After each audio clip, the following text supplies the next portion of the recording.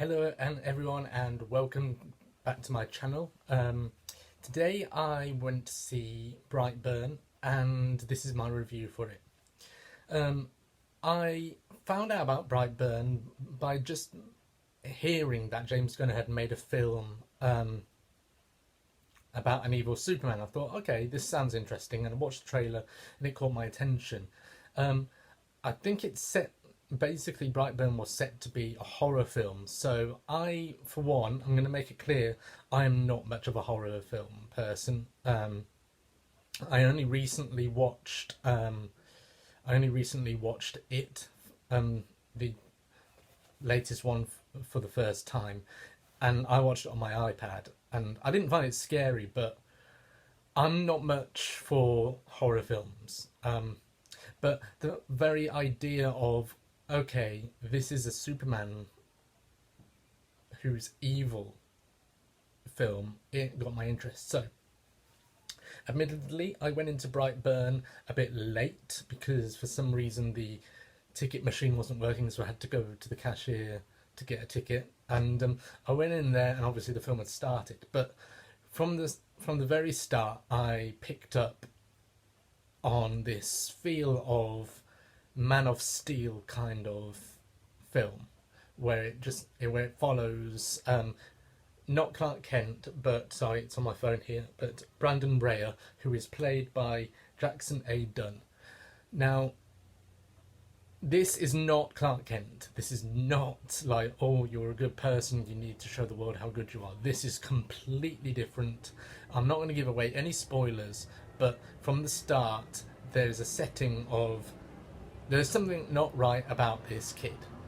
And it kind of gave me the feel of the Omen, which I saw a while ago, of like, that film about, Damien, the Antichrist, the Devil's son. I watched that ages and ages ago before I became a Christian, so yeah, it got me that feel. But it also got me the feel of, this is very much like Superman, but it's a very good twist, because instead of, spoilers by the way, and you may have seen this in the adverts, instead of the boy not doing anything when he is bullied or picked on or ridiculed by people, he actually does something.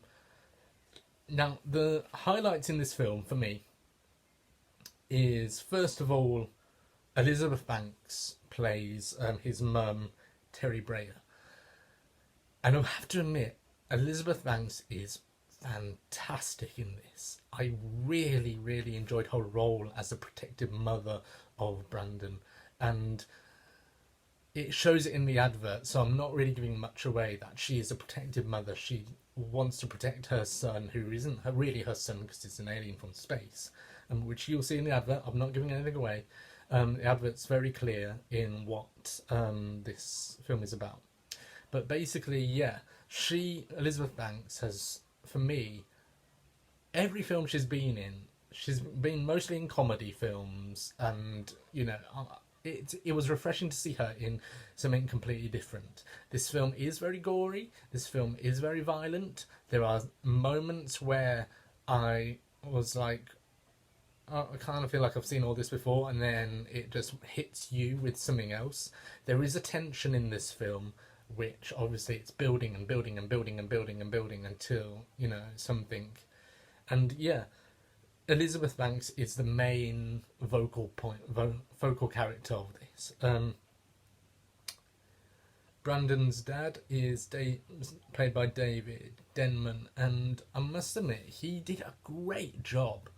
He kind of broke the mould of the Jonathan Kent style father.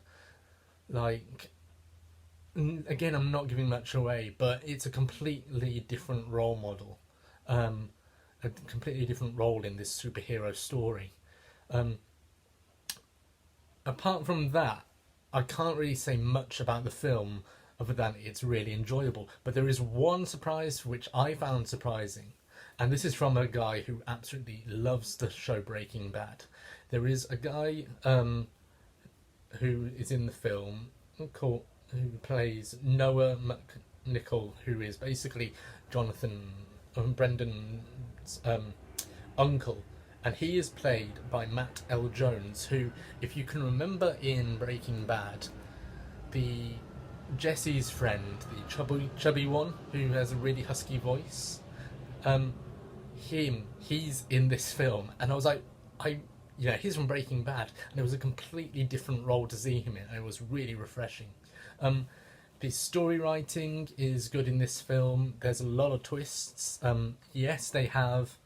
Not going to give it away, but they've kind of left it open for a sequel. Yeah, I really enjoyed this film. I'm gonna most likely see it again on Friday with a friend, because there's a lot to unpack in this film. But it is a very, very good film. Some parts are a bit slow, but that's for the narrative and the storytelling. And some parts, I can't believe I'm saying this, I felt for the lad. I was like, oh, that's why he's like that. No wonder he's like that. No wonder he's like that. But then again, he is evil and he takes it way too far. So yeah, I really enjoyed the film. I'm glad I went to see it because I wasn't sure. I was like, this is a horror film. I'm not ready to be to jump out my seat and stuff like that. But I'm really glad I saw it because it's a fresh take on an old tale, an old superhero tale. So yeah.